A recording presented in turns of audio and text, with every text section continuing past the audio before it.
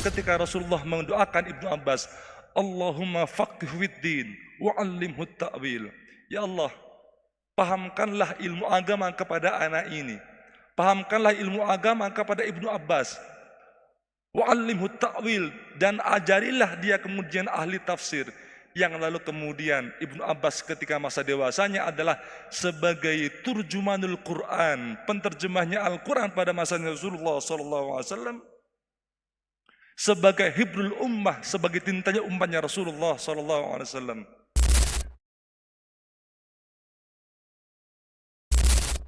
Akhir-akhir ini kita sering mendengarkan perbincangan tentang khidmah.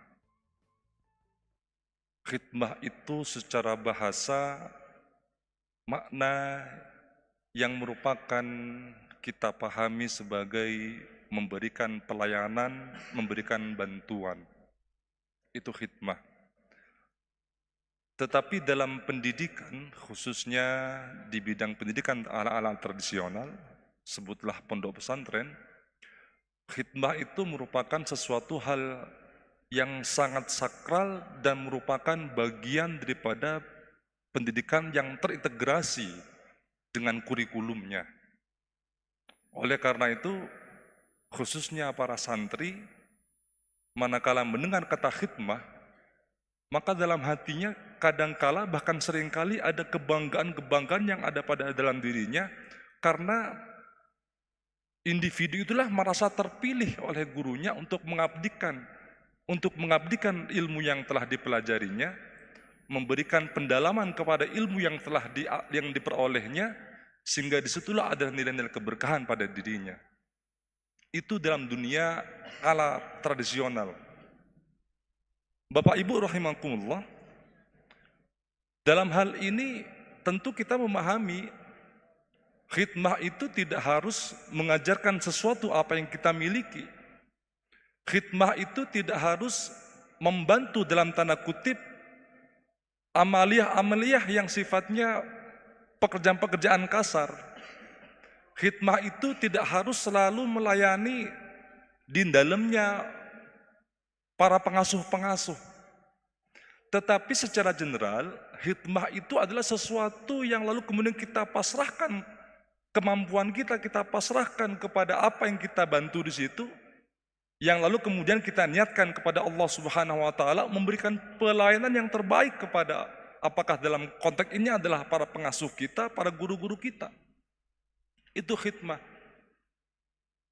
Karena kalau kita pahami tentang yang namanya ilmu, tanpa itu lalu kemudian diamalkan, itu kan sia-sia.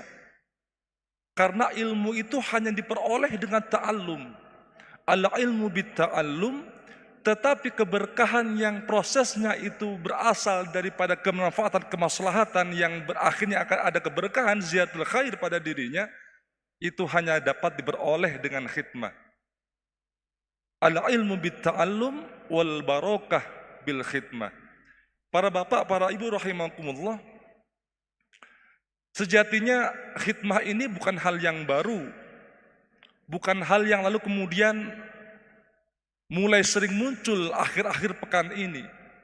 Hal ini pernah terjadi, seorang murid kepada gurunya, sebutlah Imam Syafi'i kepada Imam Malik, sebutlah Nabi Musa kepada Nabi Khidir, sebutlah para guru-guru salafus solih yang ada pada zaman dahulu, yang lalu kemudian para muridnya berkhidmah kepada beliau-beliau itu.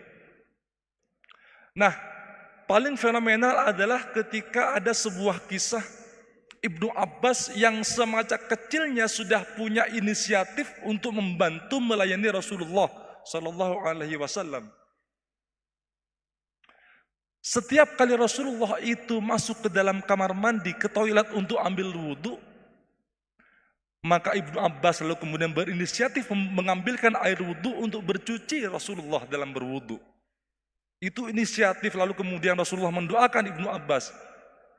Bertanya kepada Siti Maimunah, insya Allah kalau tidak salah, siapakah yang lalu kemudian menyiapkan air ini?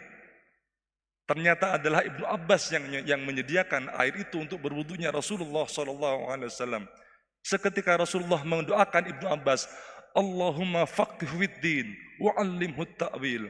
Ya Allah, pahamkanlah ilmu agama kepada anak ini. Pahamkanlah ilmu agama kepada Ibnu Abbas. Wa'allimhu ta'wil, dan ajarilah dia kemudian ahli tafsir.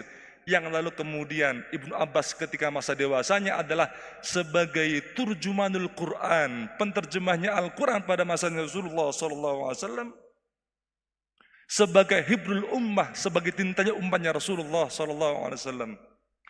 Betapa kemuliaan berkhidmah kepada Rasulullah itulah yang lalu kemudian Ibnu Abbas mendapatkan yang luar biasa pancaran hikmah, mendapatkan ilmu yang barokah, mendapatkan sesuatu yang manfaat pada masa zaman Rasulullah SAW, sehingga yang bersangkutan diberikan gelar adalah turjumunul Quran.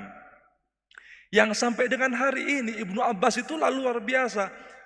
Banyak para mufassir, yang mayoritas para mufassir itu adalah ketika menafsirkan sebuah ayat Al-Quran, itu pasti melewati Ibnu Abbas radhiyallahu anhu.